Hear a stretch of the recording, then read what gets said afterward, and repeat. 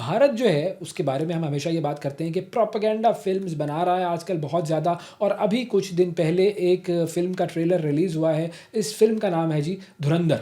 और धुरंधर जो है इस फ़िल्म के अंदर हमने देखा कि जी पाकिस्तान के कुछ लोगों के नाम आ रहे हैं, पाकिस्तान के कुछ ऐसे लोग जो कि काफ़ी ज़्यादा जिनके बारे में लोगों को जानकारी है, वो लोग जो हैं वो इस फ़िल्म में उनके किरदार जो है वो निभाए जा रहे हैं। और इसके अंदर जो है वो क्या दिखाया जा रहा है और क्या दिखाया जाएगा, ये तो फ़िल्म आने पर पता चलेगा। लेकिन इस फ़िल्म के हवाले से हम ज़रा गुफ्तगू करना चाहेंगे। हारून शुएब साहब हमारे साथ मौजूद हैं, फ़िल्म एनालिस्ट हैं, उनसे ज़रा हम बात करते हैं। अस्सलाम वालेकुम हारून साहब। अस्सलाम वालेकुम जी, कैसे हैं आप? हारून साहब, ये बताइएगा कि अब ये जो फ़िल्म है धुरंधर, ये किन वाक़यात के हवाले से बनाई गई है? इसकी जो बैक स्टोरी है, वो क्या कहता है हिंदुस्तान, किसकी बैक स्टोरी है ये? देखिए जी, हिंदुस्तान की जो ऑब्सेशन है पाकिस्तान के साथ, वो तो हम देख ही रहे हैं कि अभी पिछले कुछ अरसे में तो वो जो है वो इस इंतहा तक पहुँच चुकी है कि वो अपने आप को नुकसान पहुँचाने के दर पे हैं। और हम देखते हैं कि जिस फ़िल्म इंडस्ट्री को पूरे रीजन में बड़े एहतराम के साथ देखा जाता था, जहाँ अच्छे फ़िल्म मेकर्स भी थे, अच्छा काम भी हुआ है माज़ी में।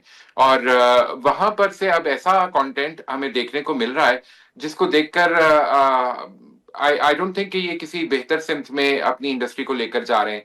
जब स्टेट इन्वॉल्व रही है उनकी फ़िल्मों में, और ख़ास तौर पे जो नैरेटिव हिंदुत्व का बीजेपी की गवर्नमेंट के आने के बाद से सेट हो रहा है, तो हम देख रहे हैं कि चाहे वो अक्षय कुमार हों या अजय देवगन हों, और या फिर ये इस तरह की, जिस तरह अब आप उरी की बात कर रहे थे, या कि अब जो हम धुरंधर में देख रहे हैं, तो ये जो नैरेटिव सेट किया जा रहा है, ये फ़िल्म इंडस्ट्री को उनकी एक्चुअली नुकसान ही पहुँचा रहा है। हम देख रहे हैं कि अभी इससे पहले जब औरंगज़ेब के हवाले से फ़िल्म बनाई गई, जहाँ पे छावा, जहाँ पे अगेन हमने पिछली दफ़ा इसके ऊपर बात भी की थी, तो वहाँ भी हिस्ट्री को जो है वो डिस्टॉर्ट करके पेश किया गया, तरोड़-मरोड़ के पेश किया गया, रिसर्च उसमें कोई थी नहीं। यहाँ पे भी हम धुरंधर में देखते हैं, जब आप उसका ट्रेलर अगर देखें, तो उसकी जो ओपनिंग लाइन है, वहीं पे पता चल जाता है कि फ़िल्म की क्रेडिबिलिटी कितनी होगी, जब वो कहते हैं कि 1971 के वक़्त मैं एक बच्चा था, लेकिन उस वक़्त जो है वो जनरल ज़िया-उल हक साहब ने ये कहा था। तो फिर आपको समझ में आती है कि 1971 के वक़्त जनरल ज़िया-उल हक साहब तो हुकूमत में नहीं थे। तो इसी से पता चल जाता है कि फ़िल्म मेकर्स के पास कोई हिस्टोरिकल कॉन्टेक्स्ट नहीं है, उन्होंने कोई रिसर्च करने की ज़हमत भी नहीं की। अफ़सोस की बात ये है कि इतने-इतने बड़े बजट की फ़िल्में ये बनाकर जिस तरह हिस्ट्री के साथ मज़ाक कर रहे हैं, और यही वजह है कि फ़िल्में फ्लॉप पे फ्लॉप हुए चली जाती हैं, और उनको उस तरह की पज़ीराई हासिल नहीं होती। चाहे वो जितनी भी मार्केटिंग का ज़ोर लगा लें, जितना भी उसको अपने ही चैनल्स के थ्रू जो है वो प्रमोट करें, लेकिन हम सब जानते हैं कि हिंदुस्तान इंडस्ट्री इस वक़्त एक क्राइसिस का शिकार है।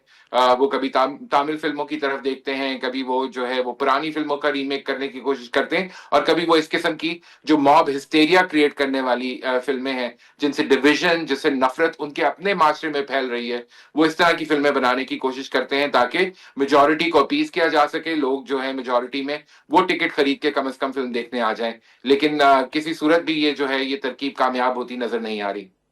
अच्छा, अब कराची के लियारी के किरदारों की कहानियाँ जो हैं वो कैसे भारत पहुँची होंगी, ये एक बहुत बड़ा सवाल है। और ये कहानियाँ जो हैं ये कितनी सच होंगी? अब आप इसी से अंदाज़ा लगा लीजिए कि लियारी को उन्होंने दिखाया है कि जी यहाँ से बैनुल-अक़वामी दहशतगर्दी के टाँके उन्होंने जोड़ने की कोशिश की है। तो उसी से पता चलता है कि किस कदर बचकाना सोच है। कराची पाकिस्तान का दिल है, और एक मस एक हिस्सा है, लेकिन ज़ाहिर है कि उसका बैनुल-अक़वामी सियासत से या बैनुल-अक़वामी ताल्लुकात से किसी किस्म का कभी कोई ताल्लुक नहीं रहा। तो बड़ी हैरानगी हुई मुझे भी ये देखकर कि उन्होंने ये दिखाने की कोशिश की कि हिंदुस्तान-पाकिस्तान के तमाम मामलात जो हैं वो लियारी से जो है उनका ताल्लुक जोड़ा जा सकता है। तो इसके ऊपर सिर्फ़ हँसा ही जा सकता है कि किस तरह एक छोटे-छोटे किरदार माज़ी से लेकर जो कि लोकल लेवल की पॉलिटिक्स का हिस्सा हैं, या लोकल लेवल की पावर गेम्स का हिस्सा हैं, उनको लेकर जो है वो इस कदर बड़ा बना दिया गया है। मेरे ख्याल में मुंबई में भी इस तरह के लियारी जैसे कई इलाके मौजूद होंगे, तो हिंदुस्तान को थोड़ी-सी इंट्रोस्पेक्शन की ज़रूरत है, बजाए इसके कि या तो उनके पास कहानियाँ खत्म हो गई हैं, या उनके पास अच्छी कहानियाँ लिखने वाले नहीं रहे, या वो ये कहानियाँ अब जो है वो एग्ज़ॉस्ट कर चुके हैं थ्रू ओटीटी प्लेटफ़ॉर्म्स। हमने देखा है कि किस किस्म की गलाज़त से भरपूर अंडरबेली है मुंबई की, जो कि वो अपनी फ़िल्मों में और अपनी ओटीटी सीरीज़ में दिखाते रहे हैं। तो वो शायद अब वो, क्योंकि they have done it enough times, तो अब वो जो है वो शायद सोच रहे हों कि वो कराची को इस तरह एक्सप्लॉइट करने की कोशिश करेंगे। लेकिन आई थिंक ऑडियंस अब समझदार हो गई, खासतौर पे ग्लोबल ऑडियंस जो है वो इस किस्म के अब प्लॉयज में नहीं आती। तो जहां मैंने जिस तरह कहा चौधरी असलम का किरदार उन्होंने दिखाने की कोशिश की जो कि संजय दत्त प्ले कर रहे हैं, इसी तरह आप अक्षय खन्ना को देखें तो वो रहमान डिकेत का किरदार उन्होंने प्ले करने की कोशिश की है, या एक आईएसआई का एजेंट दिखाने की भी इसमें एक कोशिश है जो कि प्ले कर रहे हैं अर्जुन रामपाल। तो ये बड़े बड़े एक्टर्स लेकर एक फिक्टिशियस सी कहानी के अंदर कुछ रियलिटी पार्ट फैंटेसी मिलाकर ये जो 12 मसाले की चाट बनाने की उन्होंने कोशिश की है, ये मेरे ख्याल में जो वो जेलस किस्म के हिंदू सेंटिमेंट्स हैं या हिंदुत्व की जो सोच है उसको तो अपीज किया जा सकता है, लेकिन मुझे नहीं लगता कि इसकी कोई क्रिएटिव वैल्यू या कोई क्रिएटिव मेरिट होगी। अच्छा, क्या हमने भी लियारी और उसके किरदारों पर कोई फिल्में बनाने की कोशिश की है कभी? देखिए जी, पाकिस्तान में अगर आप थोड़ा सा पीछे चले जाएं, लॉलीवुड तो हमेशा से ही कैरेक्टर्स बनाता रहा है। आपको याद होगा कि खासतौर पे लाहौर की फिल्म इंडस्ट्री में जो वहाँ के लोकल बदमाश हैं या वहाँ के जो लोकल लेजेंडरी कैरेक्टर्स हैं जिन्होंने इंसानों की जिनसे फैसिनेशन रही है, वो कभी जो है वो जुल्म के खिलाफ खड़े हुए हैं, कभी वो गलत रास्ते पर चलकर अपने अंजाम तक पहुंचे हैं, लेकिन वो एक स्टोरी जो है वो ह्यूमन इंटरेस्ट की स्टोरी बनती है, तो वहां पर फिल्में बनती रही हैं। चौधरी असलम का किरदार मैंने मेंशन किया पिछले जवाब में, तो बिल्कुल उनके ऊपर 2022 में फिल्म बन चुकी है, जिसमें अगेन चौधरी असलम जो कि एक कैरेक्टर थे हमारी पुलिस फोर्स के, उनकी उनकी जिंदगी के और उनकी जिंदगी से जुड़े वाकयात के हवाले से फिल्म बंदी की गई थी, और ये फिल्म आकर कुछ अरसे चली। शमून अब्बासी थे इसमें, जारा थी जो कि मॉडल इस फिल्म के रिलीज होने से पहले हो गई थी, नवाल थी, तो काफी सारे इसमें कैरेक्टर्स थे, लेकिन ये कराची की बनी हुई एक छोटे बजट की फिल्म थी जो कितनी ज्यादा मकबूल नहीं हो सकी।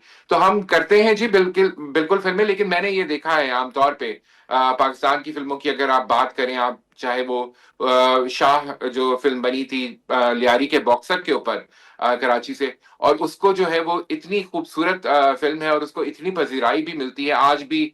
जब अच्छी फिल्मों की बात होती है, पाकिस्तान से आने वाली अच्छी फिल्मों की बात होती है, तो उस फिल्म का जिक्र जरूर आता है। अगेन लियारी की स्टोरी थी, लेकिन वो एक ह्यूमन इंटरेस्ट स्टोरी थी और फैक्ट्स के ऊपर मबनी स्टोरी थी। ऑफ कोर्स फिक्शन रहती है, लेकिन यह है कि आप कहानी को उस लेवल तक नहीं लेकर जाते। अभी मैं रिसेंटली बल्कि कल ही देख रहा था एक इंटरव्यू जो कि है लकी भिष्ट, एक एनएसजी जो कि हिंदुस्तान की एक अपनी एजेंसी है, उसके वो एक करता धरता कारकुन रहे हैं और बढ़िया उनके बारे में कहा जाता है कि उनको इन चीजों का पता है। वो एक वीडियो उनकी वायरल हो रही है जिसमें वो बैठकर कह रहे हैं कि जो कुछ धुरंधर में दिखाया जा रहा है कि जिस तरह एक इंडियन एजेंट आता है और कराची की सड़कों पे वो पाकिस्तानियों को ही घसीटता हुआ लेकर जा रहा है बालों से, जो कि रणवीर सिंह उस ट्रेलर में करते हुए दिखाई दे रहे हैं। तो उसने कहा कि अगर ऐसा होने लगे तो फिर मुल्क जो है वो उस तरह उनकी सरहदें कायम नहीं रहेंगी। तो ऐसा बिल्कुल मुमकिन नहीं है। तो जब ये उनके अपने एक एक सिक्योरिटी एजेंट जो कि बिल्कुल एक लोअर लेवल के सिक्योरिटी एजेंट है, वो इस बात के ऊपर हैरान है कि किस किस्म का फिक्शन दिखाया है, ये किस किस्म की फैंटेसी वर्ल्ड क्रिएट की है, और ये अवाम में किस किस्म की परसेप्शन क्रिएट करने की कोशिश कर रहे हैं कि जी इतना आसान है कि हिंदुस्तान से कोई आकर पाकिस्तान में इस किस्म की पब्लिकली कोई एक्टिविटी करे। वो अंडर कवर एजेंट रहे हैं, तो उन्होंने यही कहा कि ऐसा मुमकिन हरगिज नहीं है कि कोई भी एजेंट किसी भी दूसरे मुल्क में जाकर अपने आप को इस तरह एक्सपोज कर दे।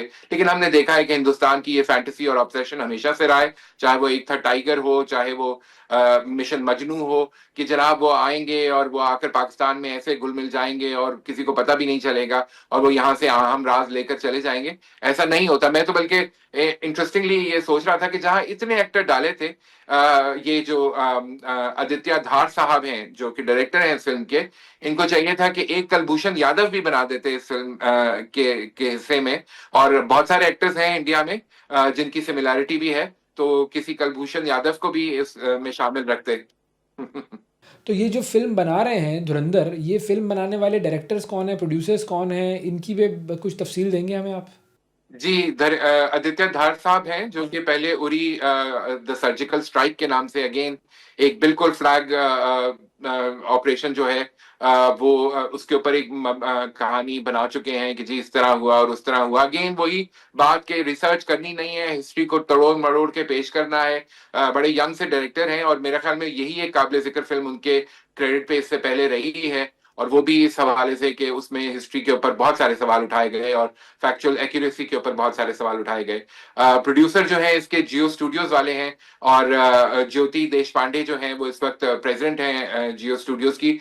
वो एज अ प्रोड्यूसर इस फिल्म के को बैक कर रही हैं। हो सकता है कि मोदी साहब भी जो है वो इसमें घोस्ट प्रोड्यूसर हो, हम यकीन से नहीं कह सकते, लेकिन आई एम श्योर कि जब ये फिल्म आएगी तो स्टेट लेवल के ऊपर, जिस तरह हमने देखा है पहले भी, मोदी साहब अपने सारी कैबिनेट को लेकर जाते हैं और फिल्म बैठकर देखते हैं और फिर उसको टैक्स फ्री भी कर देते हैं, ताकि उसकी जो उसके अंदर जो इन्वेस्टमेंट हुई हुई है वो रिटर्न हो जाए। तो शायद वो इस फिल्म के साथ भी ये करें। अच्छा, अब अगर हम इस फ़िल्म की कास्ट को देखें तो ये काफ़ी बड़े बजट की फ़िल्म लग रही है। तो इस वक़्त क्या भारत में जो प्रोपेगेंडा सिनेमा है वो क्या काफ़ी मुनाफ़ा बख्श हो चुका है क्या? क्योंकि हम देखें अभी इससे पहले कुछ अरसा पहले फ़िल्म आई थी ताजमहल वाली, वो तो फ़िल्म बिल्कुल ही पिट गई, फ्लॉप हो गई मुकम्मल तौर पर। जी, ताजमहल फिल्म तो फ्लॉप हो गई, और उसे फ्लॉप ही हो जाना चाहिए था। बड़ी इज्जत करता था मैं परेश रावल साहब की एज एन एक्टर, लेकिन मेरे ख्याल में वो भी इंसान कभी कभी जो है गलत फैसले कर लेता है अपने करियर में।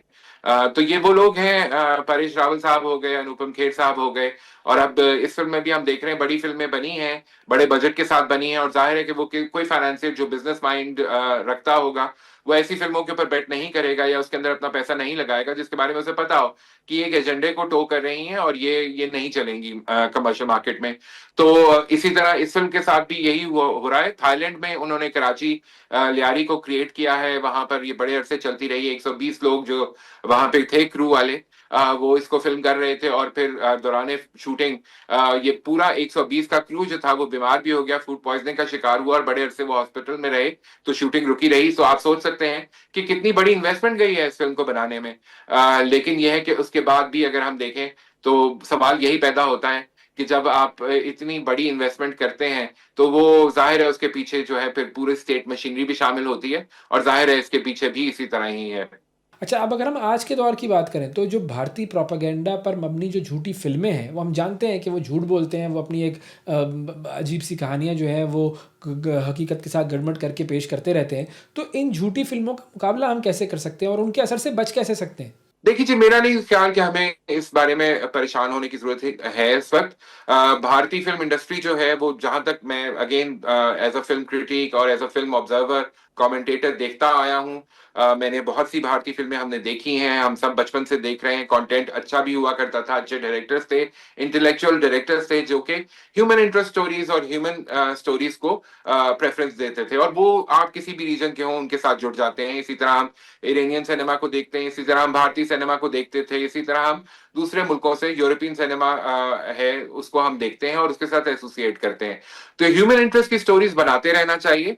मेरे ख्याल में ये जो जिंगोइज्म है, जिस राह पे ये हिंदुस्तान की फिल्म इंडस्ट्री चल पड़ी है, ये कुछ ज्यादा काम करने वाला नहीं है। ये खुद अपने आप को it will sort of start eating on itself, और ये अपनी मौत मरेगा। कम से कम ये ट्रेंड तो मुझे ज्यादा चलता हुआ नजर नहीं आ रहा, because like I said, it's a business, it's a commercial business. Financier जब फिल्म में पैसे लगाता है तो ये सोच के लगाता है कि लोग इसको देखने आएंगे, ये एक फैमिली इंटरटेनमेंट है, लोग इसको देखकर एंजॉय करेंगे, अपने जज्बात के साथ कनेक्ट करेंगे, और फिर जिंदगी में कुछ बेहतरी लाने की भी कोई राह निकलेगी। तो ये जो नफरत पे मबनी है, जो कि वायलेंस को और नफरत को बिला वजह प्रमोट करने वाली फिल्में हैं, इनकी मुझे कोई शेल्फ लाइफ या कोई कमर्शियल वैल्यू नजर नहीं आती।